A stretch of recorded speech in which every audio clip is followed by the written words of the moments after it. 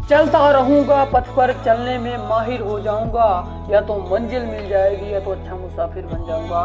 दोस्तों तो आज की वीडियो में हम लोग 100 जीएस के बहुत ही ज्यादा इंपॉर्टेंट प्रश्नों को देखने वाले हैं। दोस्तों समय को ना बेकार करते हुए वीडियो को शुरू करते हैं फटाफट से।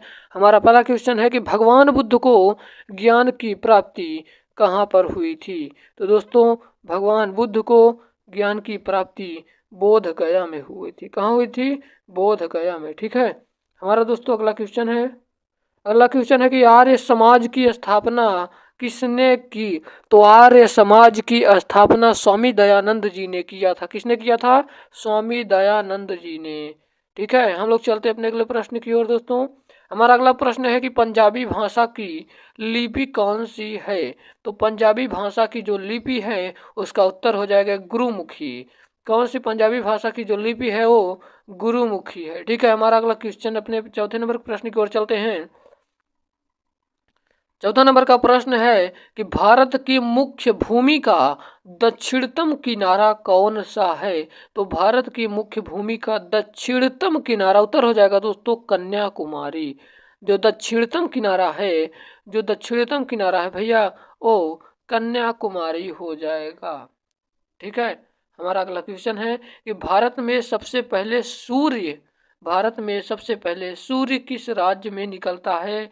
तो भारत में सबसे पहले सूर्य अरुणाचल प्रदेश में निकलता है। दोस्तों कहाँ पर? अरुणाचल प्रदेश में निकलता है। हमारा अगला क्वेश्चन है कि इंसुलिन का प्रयोग किस बीमारी के उपचार में होता है। तो इंसुलिन का प्रयोग दोस्तों मधुमेह वाली बीमारी में होता है। इसका प्रयोग किसमें होता है दोस्तों? मधुमेह का प्रयोग। ठीक है। उत्तर हो जाएगा। हमारा अगला क्वेश्चन है कि बिहू किस राज्य का प्रसिद्ध त्योहार है। तो बिहू दोस्तों आसाम का प्रमुख त्योहार है, प्रसिद्ध त्योहार है। ठीक है। अगला क्वेश्चन है कि कौन सा विटामिन आंवले में प्रचुर मात्रा में मिलता है। तो जो इसका मतलब है दोस्तों कौन सा विटामिन है जो आंवले में अधिकतम मात्रा में मिलता है। तो सही जवाब हो जाएगा ऑप्शन नंबर, तो सही जवाब हो जाएगा दोस्तों विटामिन सी।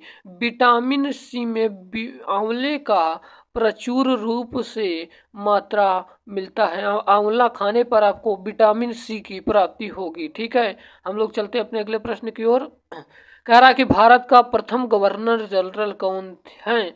तो भारत के प्रथम गवर्नर जनरल विलियम बेंटिंक जी थे। सही उत्तर हो जाएगा विलियम बेंटिंक। ठीक है। अगला क्वेश्चन है दोस्तों,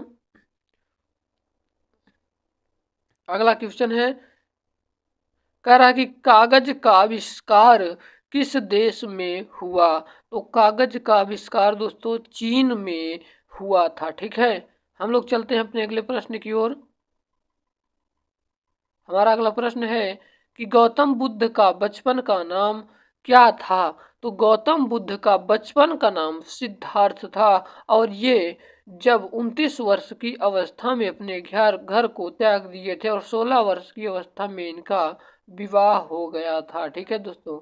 अगला क्वेश्चन है कि भारत में सशस्त्र बलों का सर्वोच्च सेनापति कौन होता है। तो भारत में सशस्त्र बलों का सर्वोच्च सेनापति राष्ट्रपति होते हैं। ऑप्शन नहीं है इसमें, हम क्वेश्चन प्लस आंसर दोनों का यहाँ पर आपको बता दे रहे हैं। ठीक है। राष्ट्रपति। हम लोग चलते हैं अपने अगले प्रश्न की ओर। दोस्तों कह रहा है कि रतौंधी किस विटामिन की कमी से होता है। ये जो रतौंधी होता है ये किस विटामिन की कमी से होता है। तो उत्तर हो जाएगा विटामिन ए। विटामिन ए की कमी से रतौंधी होता है। विटामिन बी से होता है बेरी बेरी, विटामिन सी से होता है स्कर्वी, विटामिन डी से होता है रिकेट्स। हमारा अगला क्वेश्चन है कि पोंगल किस राज्य का त्योहार है। तो पोंगल दोस्तों तमिलनाडु राज्य का त्योहार है। हमारा अगला क्वेश्चन है कि हमारा अगला क्वेश्चन है दोस्तों कि गिद्धा और भांगड़ा किस राज्य का लोक नृत्य है। तो गिद्धा और भांगड़ा इसका उत्तर हो जाएगा पंजाब। पंजाब में दोस्तों गिद्धा और भांगड़ा का जो वहाँ पर फेमस है। ठीक है। अगला क्वेश्चन है दोस्तों, अगला क्वेश्चन कह रहा है कि टेलीविजन का आविष्कार किसने किया? तो टेलीविजन का आविष्कार जॉन लोनी वेयर्ड ने किया था। ठीक है, हम लोग चलते अपने अगले प्रश्न की ओर। हमारा अगला प्रश्न है दोस्तों कि भारत की पहली महिला शासिका कौन थी? भारत की पहली महिला शासिका कौन थी? तो उत्तर हो जाएगा रजिया सुल्तान। रजिया सुल्तान दोस्तों भारत की ऐसी पहली महिला हैं जो मतलब भारत की पहली महिला थी जो शासिका थी। ठीक है, अगला क्वेश्चन है कि मछली किसकी सहायता से सांस लेता है? तो मछली दोस्तों गलफड़े की मदद से सांस लेता होगा। आप लोगों ने मछली को तो देखे ही होंगे। ये जो मछलियाँ इस प्रकार की होती हैं, जिस यहाँ पर उनका गलफड़ा होता है, उसी के माध्यम से ये सांस ले पाती हैं। हम लोग चलते अपने 19 नंबर का प्रश्न है कि इंकलाब जिंदाबाद का नारा किसने दिया? तो दोस्तों इंकलाब जिंदाबाद का नारा दिया था भगत सिंह ने। उत्तर हो जाएगा भगत सिंह। अगला क्वेश्चन है अगला क्वेश्चन है कि जलियांवाला बाग हत्याकांड कब और कहां पर हुआ था? तो जलियांवाला बाग हत्याकांड 1919 में अमृतसर में हुआ था। अमृतसर में जलियांवाला बाग हत्याकांड हुआ था। हम लोग चलते हैं अपने अगले प्रश्न की ओर दोस्तों। अगला प्रश्न है कि 1900 अगला क्वेश्चन क्या है दोस्तों? हमारा 21 नंबर का प्रश्न कह रहा है कि 1939 ईस्वी में कांग्रेस छोड़ने के बाद सुभाष चंद्र बोस ने किस दल की स्थापना की? तो ओ फॉरवर्ड ब्लॉक की स्थापना की थी। पंजाब केसरी किसे कहा जाता है? बहुत अच्छा क्वेश्चन है। पंजाब केसरी लाला लाजपत राय को कहा जाता है। ठीक है दोस्तों, हम लोग चलते हैं अपने अगले प्रश्न की ओर। हमारा अगला प्रश्न है दोस्तों कि सार्डर्स की हत्या किसने की? तो सार्डर्स की हत्या भगत सिंह ने की थी। हमारा अगला क्वेश्चन है, कह रहा है कि 1857 ईस्वी के विद्रोह के में किसने अपना बलिदान सबसे पहले दिया? तो 1857 के विद्रोह में जो सबसे पहले बलिदान दिया था उनका नाम है मंगल पांडे। मंगल पांडे ने दोस्तों सबसे पहले अपना बलिदान दिया था। हम लोग चलते हैं अपने 25 नंबर के प्रश्न की ओर।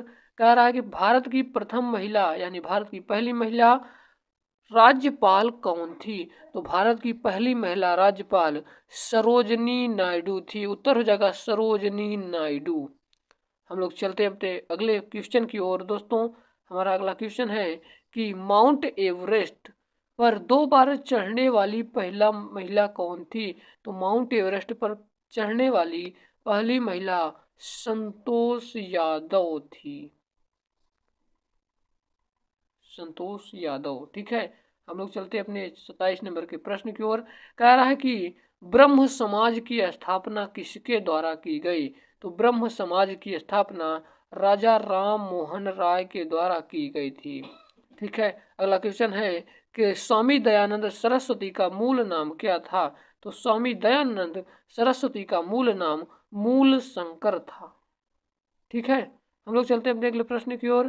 कह रहा है कि वेदों की लोटों का नारा किसने दिया? तो दोस्तों वेदों की जो लोटों की जो नारा है दोस्तों, वेदों की लो वेदों की ओर लोटों का नारा किसने दिया? तो उत्तर हो जाएगा दोस्तों दयानंद सरस्वती ने दिया था। अगला दोस्तों है अगला है कि राधा कृष्ण मिशन की स्थापना किसने की? तो राधा कृष्ण मिशन की स्थापना स्वामी दयानंद ने की थी। ठीक है, अगला क्वेश्चन हमारा है 31 नंबर का प्रश्न कह रहा है कि वास्को डी गामा भारत कब आए? तो वास्को डी गामा दोस्तों वास्को डी गामा अगला क्वेश्चन है कि वास्को डी गामा भारत कब आए? तो उत्तर हो जाएगा 1498 ईस्वी में वास्को डी गामा भारत आए थे। ठीक है, अगला क्वेश्चन है कि वास्को डी गामा कहाँ का रहने वाला था? तो वास्को डी गामा दोस्तों पुर्तगाल का रहने वाला था। कहाँ का? पुर्तगाल। अगला क्वेश्चन है कि हवा का महल कहाँ स्थित है? तो हवा का महल दोस्तों जयपुर में स्थित है। ठीक है, अगला क्वेश्चन है कि सिख धर्म का संस्थापक किस सिख गुरु को माना जाता है तो गुरु नानक देव। अगला क्वेश्चन है कि सिखों का मुख्य त्योहार कौन सा है, तो सिखों का मुख्य त्योहार बैसाखी है दोस्तों। ठीक है, हमारा अगला क्वेश्चन है कि लौह पुरुष किस महापुरुषों को कहा जाता है, तो लौह पुरुष दोस्तों सरदार वल्लभ भाई पटेल को कहा जाता है।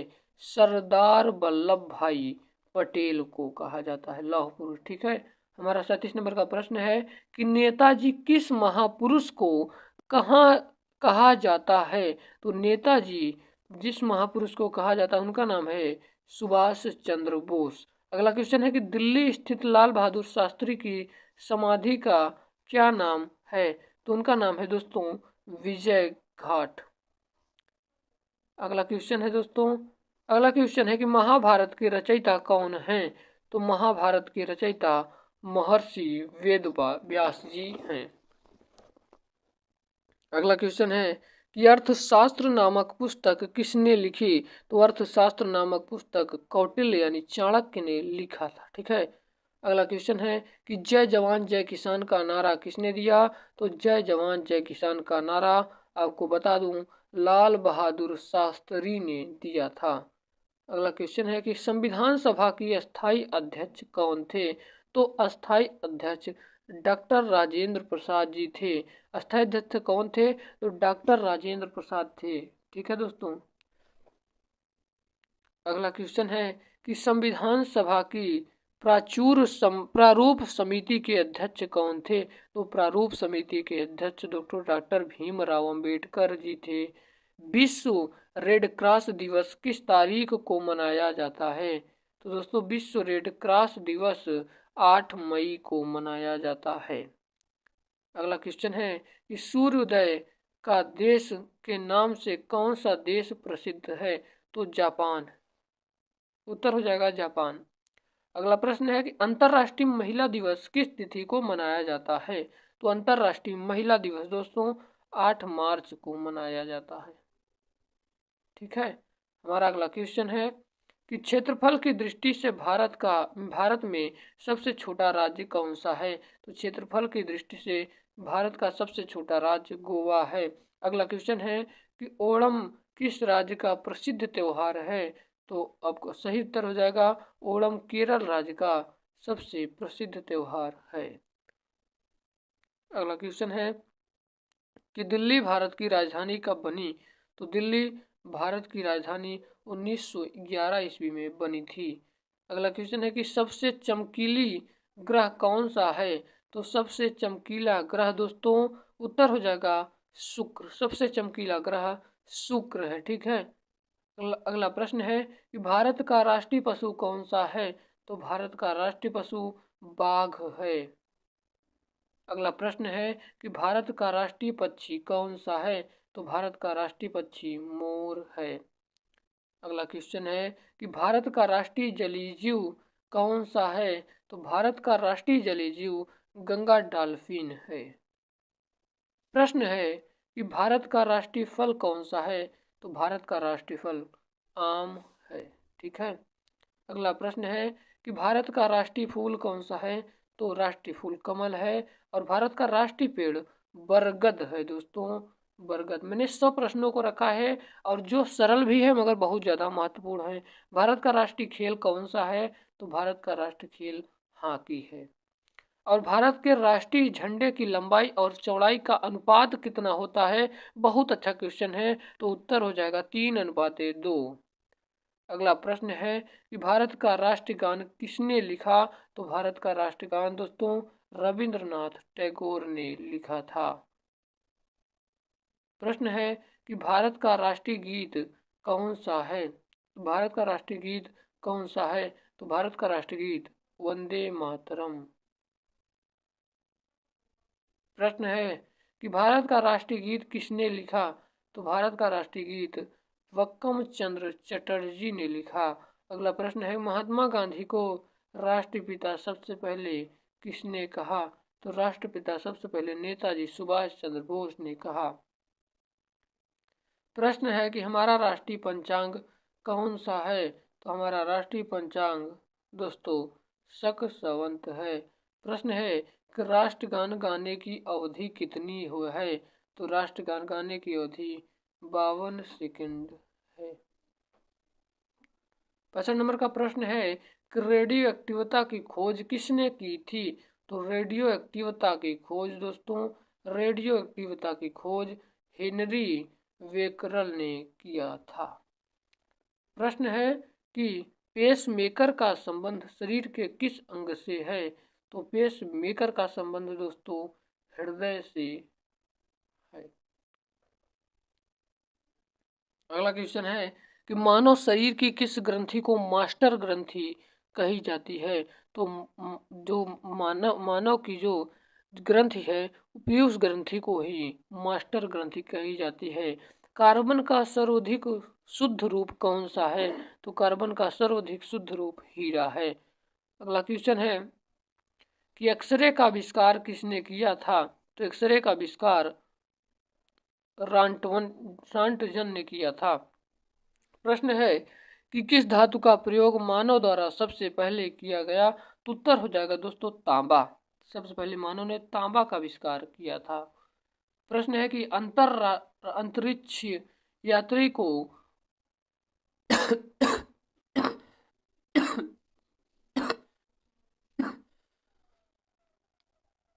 अंतरिक्ष यात्री को बाह्य आकाश को कैसे दिखाई पड़ता है? तो अंतरिक्ष यात्री को बाह्य आकाश काला बिल्कुल दिखाई पड़ता है। अगला प्रश्न है कि दूरबीन का आविष्कार किसने किया? तो उत्तर हो जाएगा गैलीलियो ने किया। प्रश्न है कि दिल्ली स्थित महात्मा गांधी की समाधि क्या नाम है? तो दिल्ली स्थित महात्मा गांधी की समाधि का नाम दोस्तों राजघाट है। प्रश्न है कि भारत में पहली रेल कहाँ से कहाँ तक चली? तो पहली रेल मुंबई से ठाणे तक चली थी। प्रश्न है कि भारत की पहली बार मेट्रो रेल सेवा किस नगर में आरंभ की गई? तो उत्तर हो जाएगा कोलकाता। प्रश्न है कि भारत में रेल का आरंभ किस सन में हुआ? तो भारत में रेल का आरंभ 1853 ईस्वी में हुआ। बम्बई से ठाणे तक चली थी। प्रश्न है दोस्तों कि प्रथम भारतीय अंतरिक्ष यात्री कौन थे? तो प्रथम भारतीय अंतरिक्ष यात्री स्क्वाड्रन लीडर राकेश शर्मा जी थे 1984 ईस्वी में। प्रश्न है कि भारत की प्रथम महिला मुख्यमंत्री कौन थी? तो भारत की प्रथम महिला मुख्यमंत्री श्री सुचेता कृपलानी जी थी। प्रश्न है कि हरियाणा की सबसे पहली मुख्यमंत्री कौन थे? तो हरियाणा के सबसे पहले मुख्यमंत्री पंडित भगवत दयाल शर्मा थे। संयुक्त राष्ट्र संघ की स्थापना कब हुई? तो संयुक्त राष्ट्र संघ की स्थापना 24 अक्टूबर 1945 को हुई थी। प्रश्न है कि संयुक्त राष्ट्र संघ का मुख्यालय कहाँ स्थित है? तो संयुक्त राष्ट्र संघ का मुख्यालय दोस्तों न्यूयॉर्क में स्थित है। प्रश्न है कि संयुक्त राष्ट्र संघ से के पहले महासचिव कौन थे? तो त्रिगवेली थे। प्रश्न है किस समय संयुक्त राष्ट्र संघ के कितने देश सदस्य हैं? तो 193। अगला क्वेश्चन है कि संयुक्त राष्ट्र संघ सुरक्षा परिषद के कितने देश सदस्य होते हैं? तो उत्तर हो जाएगा 15।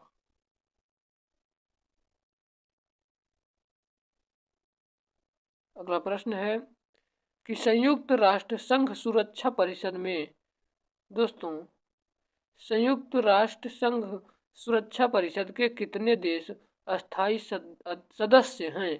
तो उत्तर हो जाएगा 5। अंतर्राष्ट्रीय न्यायालय कहाँ स्थित है? तो द हेग हॉलैंड में स्थित है। प्रश्न है कि संयुक्त राष्ट्र संघ के वर्तमान महासचिव कौन हैं? तो वर्तमान महासचिव वान की मून हैं।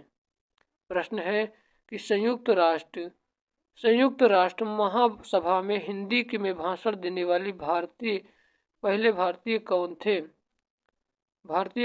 थे? तो दोस्तों अटल बिहारी वाजपेयी जी थे। अगला प्रश्न है कि संयुक्त राष्ट्र संघ की सुरक्षा परिषद की स्थायी सदस्य कितने वर्ष की के लिए चुने जाते हैं? तो उत्तर हो जाएगा 2 वर्षों के लिए। प्रश्न है कि संयुक्त राष्ट्र संघ का 193वां सदस्य कौन सा देश बना था? तो उत्तर हो जाएगा दक्षिण सूडान। प्रश्न है किस विटामिन की कमी से खून का रुकाव बंद नहीं होता? तो विटामिन के की कमी से खून का रुकाव बंद नहीं होता। हिंदी दिवस कब मनाया जाता है? तो हिंदी दिवस 14 सितंबर को मनाया जाता है। अगला प्रश्न है कि हिंदी संविधान के किस अनुच्छेद द्वारा हिंदी को राष्ट्रभाषा घोषित किया गया? तो उत्तर हो जाएगा दोस्तों अनुच्छेद 343 के द्वारा। प्रश्न है कि ओलंपिक खेलों की एकल स्पर्धा में स्वर्ण पदक जीतने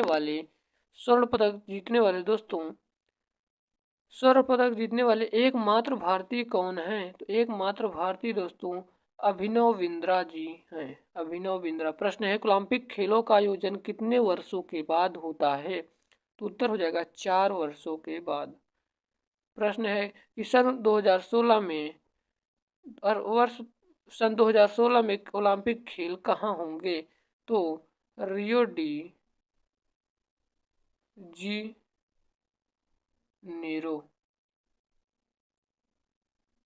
अगला प्रश्न है कि अंतर्राष्ट्रीय मानव अधिकार दिवस कब मनाया जाता है? तो अंतर्राष्ट्रीय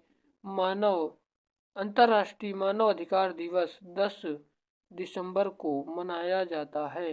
प्रश्न है कि हरियाणा की नौकसी नस्ल की भैंस प्रसिद्ध हैं क्योंकि मुर्राह की वजह से। मुर्राह जो भैंस है यही जो प्रसिद्ध है, मुर्राह भैंस। प्रश्न है कि दोस्तों कि प्रसिद्ध शीतला माता मंदिर कहाँ स्थित है? तो प्रसिद्ध शीतला माता मंदिर गुड़गांव में स्थित है। विशाल हरियाणा पार्टी किसने बनाई? तो राव वीरेंद्र सिंह ने बनाई। आई होप आपको वीडियो पसंद आया होगा। अगर पसंद आया हो तो यार लाइक कर दीजिएगा, चैनल पे नया हो तो सब्सक्राइब कर दीजिएगा। मिलते हैं किसी नए वीडियो में किसी नए टॉपिक के साथ। तब तक के लिए जय हिंद, वंदे मातरम।